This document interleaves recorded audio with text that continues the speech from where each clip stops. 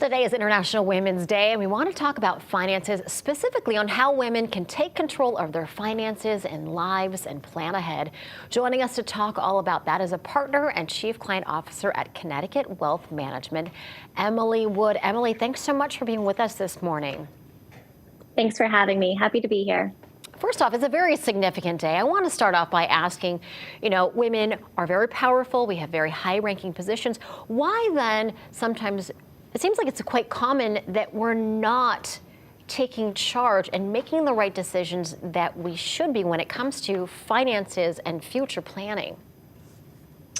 Yeah, I agree with you. And I think it's also important to acknowledge that we are seeing a tidal shift, that women are more commonly taking control of their finances and recognizing the importance of their economic empowerment. Yes. But why maybe some women are hesitant to do so, I think it's because of a lack of comfort, perhaps a lack of understanding of what it really means to be a disciplined investor, where to get started. It can be really overwhelming to take that first step toward financial empowerment. But the key takeaway is to just get started, to take those small incremental steps forward. Yeah, don't be afraid to take that first step. Now, women disproportionately have more breaks in their employment earnings than male counterparts. And why is that? And how should women plan accordingly because of that? That's right. I think historically women are caretakers, and they might be sandwiched between taking care of their children and their parents at the same time. And so that can mean that they might need to or want to take a break from their employment. I think we'd be reticent if we didn't also address COVID and its impacts to employment of everyone might have to or need to take a break, whether voluntarily or involuntarily. So women particularly, because they are historical caretakers, need to make sure that they have those safety nets in place. They need to have a safety net of cash. They need to check their disability insurance policies so that when it really counts and matters, they have an emergency line. Now, you're talking about a safety net of cash. About how much are we talking about, like a certain percentage that we should be thinking about having in our minds?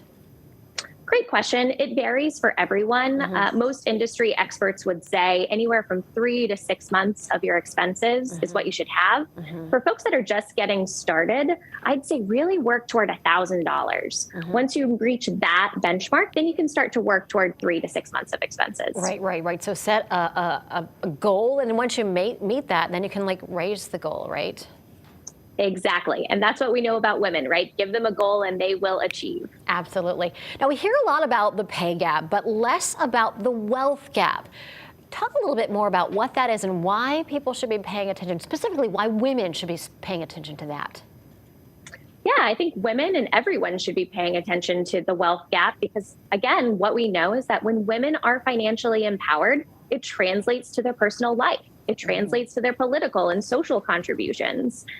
The wealth gap simply means that for every dollar that a man has, women have 32 cents on that dollar. And I find those numbers troubling because we're not accessing women's full potential. And women of color have an even more disparaging. They have 1 cent on the dollar. So back to setting some small goals and addressing this, because I know women are so capable and their contributions will be great when they are financially empowered. Now, unfortunately, we only have a few minutes here. We were talking in the break. We could go on for 10 minutes.